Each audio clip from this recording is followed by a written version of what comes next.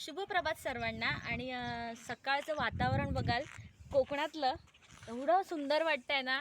आम्ही चाललोय आता दापोलीला आणि आम्ही बाव नदीचा रस्ता घेतलाय. एवढं सुंदर वाटतंय ना.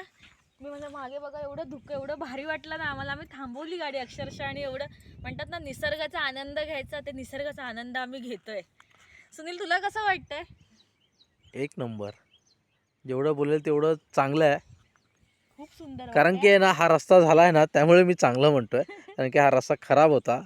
चांगला झाल्यामुळे बिग थम्सअप. आणि वातावरण पण एक नंबर आहे, जबरदस्त, अल्टिमेट. कारण की मला वाटतं हा सडा असावा, त्यामुळे हे वातावरण असं आणि निर्माण झालेलं 2 आहे. मिनिटं शांत राहा, पूर्ण पक्ष्यांचा आवाज येतोय. मस्त वाटतं ना ऐकायला. हेच ऐकायला खूप भारी वाटतं. किती पक्ष्यांचा आवाज येतोय, ते छान.